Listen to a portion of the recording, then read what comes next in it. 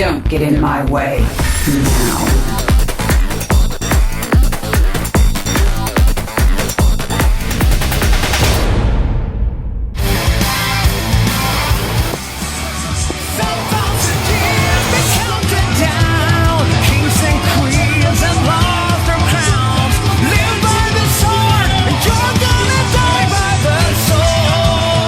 What's up, guys? We're here at the final match of the GSL Code S. Only 2 players left in the round of 32. That's right. The rest are either out or up. It comes down to GuMiho against Polt. They already played today. Polt took very close series, 2-1. Could have gone either way, though. Series. Oh, yeah. And I think this one's going to be the same, man. I think it could go absolutely in either direction. In fact, we're going to see Abyssal City first. I'm very excited to see this TBT. Have we seen a TBT here yet? I don't think so.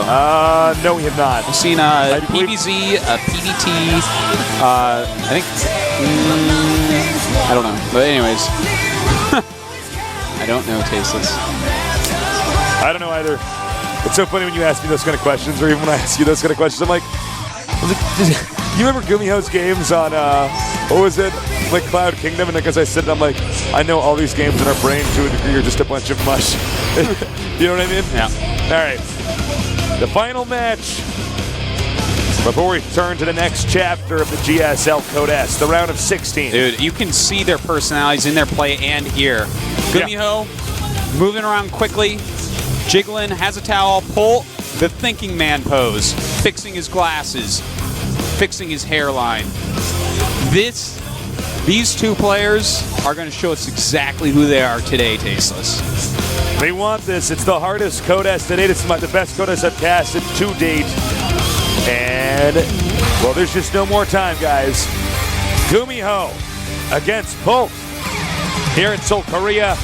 The best StarCraft 2 players in the world, the best esports show in the world, the GSL Code S. GSL.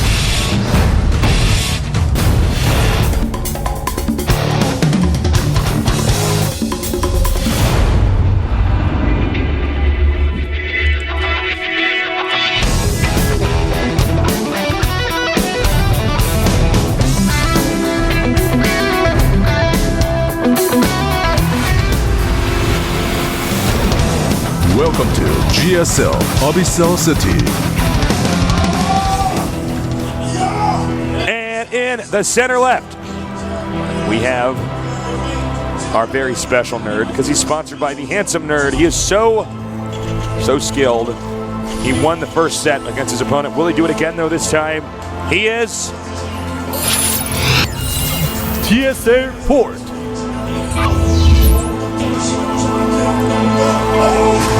Center right, defeating Bomber and really beginning to make more and more of a name for himself. The Totalitarian, he's getting the adrenaline going through his body. Can he do it? It's all on the line now. He is FXO GuMiho.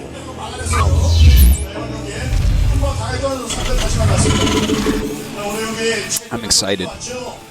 I'm getting wiggly Artosis. I'm so excited, man. The first set that these 2 played, they both showcased exactly who they are as players, man. And I think they're going to do it again. Just to watch them in that booth, I was actually in shock that the quick guy that's all over the place was acting quick and all over the place. You know, your personality actually comes out in StarCraft play. There's no question about it. You, Tasteless, did a lot of tricky stuff. You were like a cannon rusher sometimes. You know, you had good macro, a little bit sloppy. It was kind of like you, Tasteless. It is. Me? Very passive, macro-oriented. You know, try to rely on decisions and things, never cheesing, being safe. That's Artosis. I mean, StarCraft is just so beautiful. That's what I'm trying to say. It's the best game ever made. Well, there's so many different ways to play and so many tricks and techniques, and it's so infinitely deep. Well, he wants to deny the command set of getting planted here, but he does get it. Very fast commands for both players. Yep. Polt's a little bit quicker. And where will they go from here? We haven't seen TBT on this map yet. It's, well, you know, there's like a lot of high ground areas. A couple very powerful watchtowers. Excuse me. Watchtowers kind of cover each other too. So if you get both of those, then you're in really good shape. There is a little area in the center you can go through if you destroy the rocks. I don't know if you want to mech on this map or if you want to go Marines or what. So it's hard to say, actually. This is not a ladder map either. Yeah. So, they probably don't have a ton of experience on it. Oh, definitely not. This is the least experienced map. And,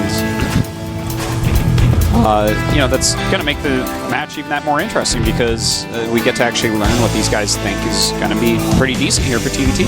When you zoom in on the shark Artosis, which he's doing on his own screen, it looks like a gummy shark. Yeah, he looks, he's got those tiny eyes. All right, gummy worms or gummy bears? Go. It's definitely gummy worms. Yeah, that is correct. You ask questions, it's like, well, is your name, is your ID Artosis or is it Tasis? I'm like, well, my ID is Artosis. And you're like, yep, you got it. There you go. That's like, all right, I'll give you a harder one. Sugar-coated gummy worms or normal gummy worms? Normal gummy worms. Sour gummy worms or normal gummy worms? Sour gummy worms. Yes, you are on a roll right this now. Is so easy. These actually have answers. These aren't even opinion questions. You're right. I got to step it up, man. Yeah, you do. All right, so GuMiho going up to 2 Raxes, adding his factory. Polt right now, he does have 2 Raxes as well, adding his factory also. Pretty mirrored builds. Although we do have the reactor up for GuMiho, whereas Polt is not, so should be seeing some reactored Hellions. This is kind of reminding me of him on Antigua, I want to say it was, right? Yep. Yeah. So there you go. Polt going straight into Starport. And notice this Starport for GuMiho as well, going straight up. Now, Polt's build this is definitely, this is definitely a Banshee build. Whereas GuMiho's, I think he's going to get a medevac, and then he'll probably get a Viking, unless he gets the Viking first, which is fine too. On Antigua, I believe he actually got the Viking first, just for safety. And he made an eBay too. He could. There's the eBay, so he's actually in the exact same as the Antigua build. He could actually just put the Starport where the reactor is and actually get a Banshee and, a Viking and a medevac. But I guess now that he's making 2 more Hellions there, probably not going to happen. So he gets 1 medevac. Yeah, Cloak on the way for Polt. GuMiho's build, really good against Polt's build. Okay, we're going to see, it's like a Cloak Banshee and then just some random Marines against someone that's probably going to half build a turret again, to be honest. He did that last time. We should see him pop a Viking out immediately after the medevac. I really like GuMiho's position here as long as he does those 2 things. And he actually starts at 3rd base immediately. Wow. And there you go, Viking on the way. GuMiho's so cool. He's so dreamy. All right, the second bunker is almost done.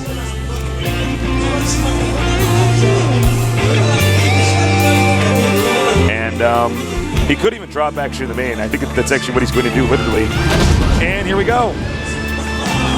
And he's actually going to see the cloak being made too. That's going to allow him to make turrets way in time. And I don't know if these Hellions are actually going to do too much. No, I don't think they are. We'll see though. There's a good amount of Marines. Well, you know what? They're actually pretty fast. Killing a few, but yeah, not so useful. Yeah, that was definitely lost money there for GuMiho. Oh my God, he also denied the SCV making the command center. Yep. Now we do have this turret up, and with the Viking, he's going to be able to zone those Banshees out because, of course, turrets see further than they can shoot. And away it does have to run. He'll have to use a scan to get rid of it, though, so that he can actually finish that command center. And wow, nice denied the 3rd. He just barely caught that. So, but he will not be able to drop over here. In fact, I'd be surprised if he even did that. That would be way too predictable. So he's just going to park that medevac for now. Very nice. Takes out the Banshee, so we can finally get his 3rd. So GuMiho will once again probably get a lead here as far as expansions go. Yeah, that was actually a really good cancel that he forced there, I have to say. GuMiho! Oh! It crashes into that thing that's mining. The crane grabs him. The crane grabs him. Yeah. All right, so, Bomber, let's see how many SCVs he's actually killed. He's killed 9 again, just like on Antigua. What the hell? Yeah, GuMiho is going mech. Cool to see, even though he opened up with double barracks. And with 3 bases going mech against Bomber, who is... No, his stim is actually almost done, so he actually can move around the map relatively soon. Hellion splitting up and then regrouping.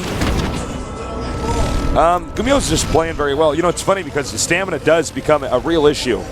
Oh, yeah. When you are actually playing this many games in a day. I mean, Polt at least got the opportunity to rest.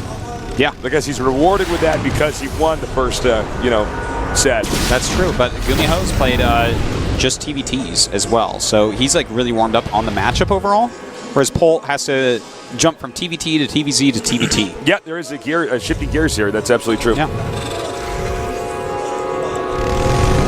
All right, so we do have a Raven out for GuMiho. He's playing this cool style, man. 12 Hellions right now. Really powerful. The double reactor factory. And this is like a very marine-heavy army that's out in the middle of the map. He has to be careful about that. All right, the Hellions kind of gone around this army.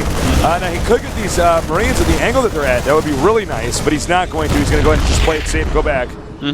He's getting Blue Flame, just continuing to make a ton of Hellions here. I love this Blue Flame style he has. Yeah, well, Hellions just, they give you complete map control. Yeah, I guess they do. And you can counterattack with them, and you can pick off weaker units, but... Well, imagine this, right? If you can kill the Marines, siege tanks alone are weak. Yeah, they actually suck need by themselves. Support. Yeah, so if you can actually eliminate the Marines, you can do all sorts of things. So you can land your Vikings, you can bring down SCVs. Almost doesn't matter. I want to go home and mess around with this build, but I'm not going to because I have Heart of the Swarm. That's true. Also, you're going to Sweden, so... Yeah, it's true. Totally true, Jesus. Well, Polt's trying to find a position here to move into. But there are so many Hellions out right now. There's actually 20 Hellions, despite the 5 he just lost down at the 3rd base of Polt. All right, regrouping now. No. Actually separating. Yeah, he's got to be careful. He doesn't want to engage the Sea Chanks head on. He needs to actually hit the Marines and hit them hard with the Blue Flame Hellions. As soon as... The thing is, with this many Blue Flame Hellions with 1-1, and Blue Flame's just about to finish, he will erase the Marines in a matter of seconds. But the thing is, 4 Siege Tanks will erase them. So it's a tough spot right now. And there's more reinforcements coming up here. He's probably going to need to deal with this right away. Can't quite seem to find him in here. Now he's actually going to flank here with Hellions. Oh my god, he targets it down. Really well done by Polt. Just wrecking these Marines. Oh my god, everything just dies. Indeed it does. Losing that command center is just a crucial moment in this game. They're similar on supplies, but Polt has 3 bases against just 2 of GuMiho. And GuMiho, let me check. Well, he started another command center earlier, but it's that still... was supposed to be a 4th base, not a replacement for the 3rd. You see something here, Artosis. SCV count here, 67 for GuMiho, 58 for Polt. Yeah, so he's still doing pretty all right. One thing also that we have to mention is that the army of Polt probably won't make it home. Yeah. Right now, Polt's looking at that, and, well, he has medevacs, so he might be able to get out of there. But GuMiho's out in the map, so it's going to be pretty difficult. So if he kills that off, that's pretty good for him. He's repairing those Hellions now. He's repairing the hell out of them. He has so many SCVs out there. They're going to become Eons soon. You're so funny here, too. They're repairing the hell out of the Hellions so much, we're going to become Eons. Well, Polt may actually give up this position here. You can't really hold that position forever, you know?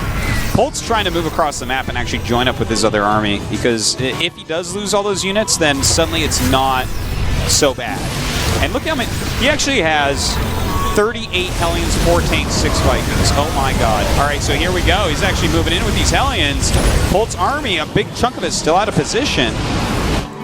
This is like StarCraft 1 I'm watching from GuMiho here. This is beautiful. It's like Vulture tank, it's Hellion tank. Yeah, it is. That's exactly what we're seeing here. And he has the map control, and he has a ton of damage output. And he builds them so quickly and maxes out really quick. Look at that, he's 192 on 2 bases. 192 supply against Polt's 167. But Polt actually is not macroing well. Look at this. He's got 2K, 1K. Yeah, what's going on with this? A little bit off there. He's got to be careful about that. Could be, I think it'll be painful, as I just say. And here we go. Will we see point defense drawn? Down it goes. Damn. Oh my god, the Vikings hitting Polt's medevacs. Look at this, he's trying to drop out, but so many Hellions are coming in here. And Polt, does he actually have enough units to deal with this many Hellions? 36 Hellions still out on the field. And he's just busting through. He's attacking Marauders and tanks with Hellions. This brand new style we have not seen yet, guys. Yeah. Oh my god, this is so cool. Polt is pushing forward, Tasis, but there's too many siege tanks. He's not actually going to break it. But he will stop reinforcements to a certain degree. Man. This is actually amazing to see. GuMiho is so good with such a weird style. Man, oh man. All right, I get it. I get the Hellion style. Here's what it is. If the tanks are in siege mode, you just run in there and kill the Marines instantly, like you one-shot them. If they're in siege mode, you just run away. Yeah. As long as you're on point watching them, you will always get those Marines, and eventually you can just overrun it. Awesome. It's so cool. Now look at this. We do have an attack on GuMiho's extra base. Oh, that's going to be very painful. Base for base. Polt still staying in this game. Coming down here now, he wants to try to get this. Wait a minute, he should snipe the command center. Yeah, this command center is really important to kill right now. But he's actually flanking these tanks. Are Marauders. And oh my god, flanking the tanks, doing such a great job. And just barely GuMiho holds on to that group of units. This is wild. This might be my favorite TVT in StarCraft 2 ever. It's so good, man. And it's so refreshing. It's so new. I thought we knew all the different styles of Terran versus Terran we could play. You know? Oh, this is absolutely awesome. Look at this. The Hellions, great surface area there on the Marines, just melting them out. Point defense drone does go down, but he has to land his Vikings as well against well-upgraded Marauders and siege tanks. And Polt will actually end up killing everything there. Dead even right now. That attack that he just did not work out, not even close. And their naturals mined out? Basically, yeah. Almost. They're going to be really Polt needs to get an expansion up like soon. Yeah. GuMiho did end up saving that command center. Just barely, but he did. I can't believe he did, actually. Polt could have killed it. And that's going to, be like the most important thing in this game, basically. But Polt has a lot of siege tanks. He's moving forward towards it. GuMiho has defensive siege tanks, though. A lot of them, in fact. All right, he's hitting him really hard now. Pulling SCVs. And all he needs to do is buffer some damage so that his tanks can deal with everything. Thor being shift-clicked on tanks, but not enough left. Just barely alive. Oh my god, GuMiho just get in there, he's dead. He just so barely held there. In fact, will he continue to? Look at these supplies, they just keep on evening up. I know. All right, he's spreading out a little bit. Oh, we're getting hit over there from that siege tank. No way he's going to repair that. Oh my god, just holding on by the skin of his teeth is GuMiho. Polt continuing to rally out. He's moving his main command center to the third base as well. A new third base. The little wimpy base. The Daybreak wannabe base. I would love to see some blue flames in there, man. That's way oversaturated. And we are going to see Blue Flame Hellions kill a tank. And I can get that, write that one off my bucket list. 2-2 against +1. Pretty good. Pretty decent. So many SCVs. Now, you actually can't. Go ahead. When we get down to these little tiny army amounts, upgraded Marine Marauder medevac starts killing mech off. The thing is, they don't have the upgrades in the early game when you have these small supplies, but now combat shields, stim, concussive shells, high energy medevacs, 2-2. I mean, he's going to start crushing through with this little force. It's going to be really hard for GuMiho to actually hold on to various locations because he doesn't have the unit count. Oh my god. Uh-oh. This is what This is so bad. That's so many SCVs. Yes, it certainly So many workers being killed right now. Good job here by GuMiho. Very important harassment going on. He wants to avoid those Marauders at all costs. Targeting down any Marines he can. Any units he can eliminate are helpful. Oh my god. Oh my god. Man. That was close.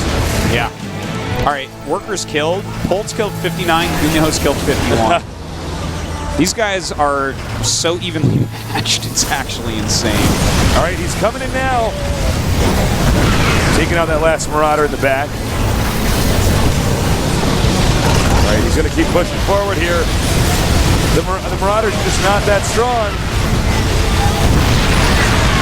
And, well, GuMiho pushing back once again. I think GuMiho might be able to win now. Yeah, well, now he's up by a good 50 supply after these few engagements that we've seen. But most of that is actually in SCVs. It's 50 SCVs to 22. Well, here's the real story. It's 14 tanks to 1. Yeah, and it's 21 Marines, 8 Marauders or so. Well, now it's gone up, but still, I mean, the army it's a better quality army for GuMiho, even if not a ton of more supply in army, but his economy is just way, way better. Well, these Marauders are going to take out these tanks here. No, they're not. They got that one tank. Yeah. And I think we're just going to see a push, and he's just going to run him over. I don't know what else could possibly happen right now. Polt is so limited. And even if you look at the SCVs, 50 to 22, and GuMiho's taking a 4th base now. Yeah. GuMiho even adding in some Thors because they had some really good damage. But, oh my god, he's actually spinning and spreading and running in here. And he's going to kill off all these tanks. His army together. I don't know why he did that. Yeah, he's actually spreading a bit too thin right now. Yeah, he absolutely is. Polt is just holding on with so little supply. He's down by half. GuMiho has taken that bottom base at this point. And, well, he's... You know, it's so odd because GuMiho's supply is continuing to go up, but Polt is being so scrappy with the units he has. The Marines and the Marauders and the Medevacs are just picking off stuff constantly and keeping GuMiho from actually moving in for the kill. All right, stimming and coming back. Yeah, GuMiho's so close, but Polt is hanging on. Oh, the taste is scanning to be died. Say what? Nothing. Oh, I just... The taste is scanning. Oh, no. As long as no Arctos spots were killed. Oh my god, somebody kills on these SCVs. That is huge. Yeah, that's a ton killed off there. And the 3rd base of Polt, actually, there's Hellions down there killing them too. They're just all over the place. Polt is not mining. Polt's going to go for it. He knows this is his last chance. He's down by 90 supply. Can he get something done? No, there's only 7 SCVs left for Polt, so this really is his last shot. Yeah. And those 7 actually running away and trying to hide from those Hellions. GuMiho has broke his life into pieces, Tasus. This is his last resort. And I'm going to say expect GG any second here. Polt's dead. Yeah. He's gone. 16 supply to 142. Yeah, I think it speaks for itself. Well, he does have 3 Marines and 3 Marauders. GG. GuMiho. Wowzers. Wowzers. That is a deadly nerd right there. It is indeed. But that was just one game. Tasteless. And Polt won the last best of 3, so... Dude, he had 80 supply in Hellions. 80 supply. That's so insane. Not 8. That's 4 Hellions. I feel like Polt's getting shorter and shorter in every shot we get of him. Eventually they just point the camera at the ceiling. Like, Polt disappeared. He got so short. Polt's sinking, and we didn't realize he built that booth on quicksand. Uh-oh. Why is there quicksand on the 2nd floor of a school in Seoul, Korea? That's what I'm asking myself. Yeah. Coach going in there, just tell him to be calm. Give him a little back rub, shoulder rub. I want one of those. GuMiho wiping his hands, getting ready. All right, guys, we're going to be going into this game shortly as it's getting pretty late here at the studio. Entombed Valley. Entombed Valley. That's Polt's map. Yeah, I didn't expect this. This is the map that GuMiho oftentimes goes mech on. He might be choosing it because it's definitely a map that GuMiho is likely to go mech on, but maybe Polt feels pretty good against mech on this map. And I'm trying to think the other maps. What would he want to choose over this, though? I thought he was going to go with Antigua because he won on that. He dominated. Yeah, you're right. He did definitely win on that. But GuMiho was ahead in the early game, so... Polt maybe cheesy. We don't know. Yeah. All right, guys, get ready for game number 2 of our final best of 3 before we go to the next chapter of the GSL Codex. The round of 16, the round of 32 is about to end. That's right. We're on the last page. Last page. All right, let's get this going. Polt and GuMiho head to head.